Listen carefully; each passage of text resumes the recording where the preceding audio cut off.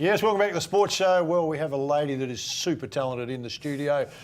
Taylor Meyer joins us. Now, Taylor, thanks for coming in. No, thanks for having me. Of course, Taylor's a snooker champion. We don't get to see too many snooker champions here in South Australia. So We don't. 3 times We don't. state champion. Yep, Just come back that's from the correct. Australian title where you were runner-up. Yeah, that's so, well, correct. we're talking coming back from West Adelaide, so it wasn't a big journey for you. Yeah. But let's get back to the start. As a young girl, what drew you to 8-ball or snooker? I guess my dad, he grew up in the port, was always in the pub playing a bit of pool, and always grew up with a pool table at home. So Look at you. Because you got a big smile on your face. Yeah. He didn't play against Barry, did he? no. Oh, you probably did. You probably would have. So always grew up with a table at home. Fell in love with it. I wasn't very good as a junior, but just persisted and. But this is 8-ball we're talking about, isn't it? This is not 8-ball. snooker. Nah, this is on the snooker. smaller So, tables. Okay, now you have to jump from 8-ball, of which you were a champion, to snooker. Why the jump, or do you still play both? I still play both, and I'm still pretty passionate about 8-ball. However, at the start of the year, I went into West Adelaide Footy Club, just to the venue there, just to test out my cueing. I had a tournament in Melbourne, an 8-ball tournament that I really wanted to do well, probably the biggest tournament for females, pretty big prize money. And I went in there pretty determined, and then I stayed there for 5 hours just hitting 2 balls with Phil Riley, who manages the venue, and fell in love and thought, actually, I think this is a game for me, and a new challenge.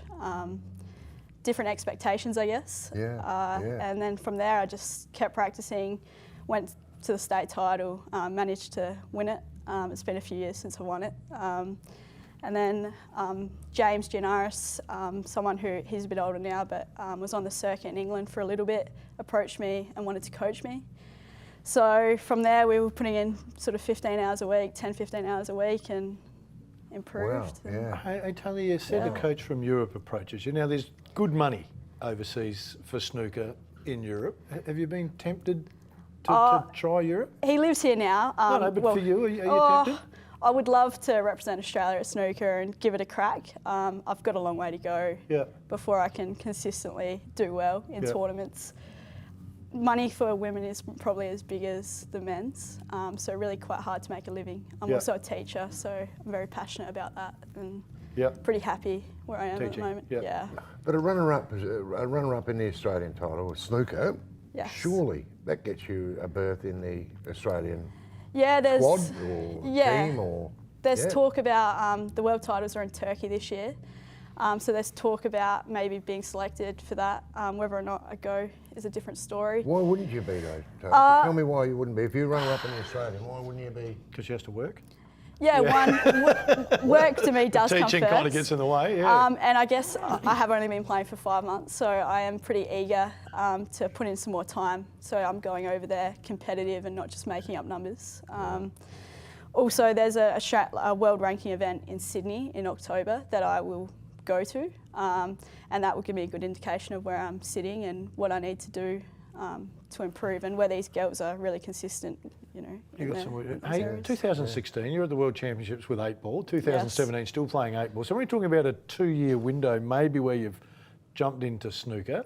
So you mentioned it just before. You went to West Adelaide and got onto the bigger table to play. Yeah. How big an adjustment to the bigger table from the smaller table? Yeah, it's bigger than most people would think. You know, most people think you just sort of go from one to the other. It's huge. Your technique has to be so much better on a bigger table. That's what I've noticed. Any small, I guess, malfunction just turns massively wrong over that distance. So tactically, it's also very different. You know, all of a sudden, I've gone from having my own balls in 8-ball to sharing the same balls, basically. You don't want to leave them in the balls because that can be the end of the frame. I think snooker, though, gives you a lot more opportunity. In a frame of pool, you're generally playing in a team, and you need to dig deep lots of the time to win that one frame of pool for your team, whereas snooker, you've got a little bit more time. Who's our best player? Who's the best female player in the country? Jessica Woods. Is that the one who beat you the other? Yeah, she beat me convincingly. Definitely outplayed me. Her experience was... Were you nervy? Yeah, I was pretty nervy. Pretty excited by the opportunity, you know, to get into a show final. Yeah. And what? So that's best of. Best of 7. And you got beaten? 4-0. 4-0? Yeah. Why are you here? Yeah, I know. I question that Because she made it to the final, mate. Baz is one of our better interviewers too. Oh, yeah. I'm only kidding. That's all good. Because really, that's your first crack. Yeah. That is really, I mean... It's amazing when you think about it. The final, 2 years you've gone from... To make the final. Yeah. Really, it's a different sport. Yeah. So into the grand final of the Australian Championships. I reckon she deserved to beat you based on what you're saying, but I reckon it's an amazing effort to get there. She was definitely the favourite. I played her when I was 12 years old in juniors at snooker, and she kind of chose snooker. I chose pool. Yeah. When I found if you had to play her at 8 ball, how do you reckon would you get her? Oh, I feel like I would probably be favourite, but she's definitely capable of beating me. Definitely. Okay. So. How old is she?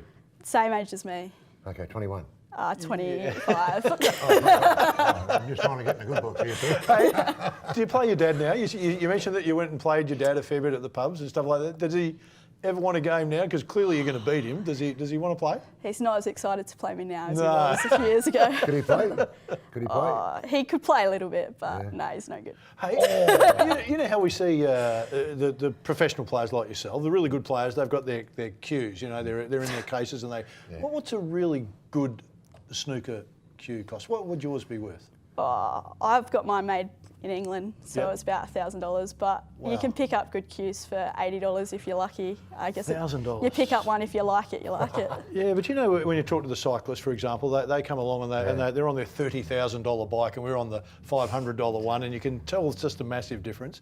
Is it the same, the $1,000 cue compared to the $80 cue? Yeah, the pub cue's a bit bent, but is it massive? To me, yeah. Is it the balance? What is it that makes it? Oh, everything, yeah. Yeah, it's everything. I'm quite a short person, so my cue's quite a lot shorter than most, so that's really important.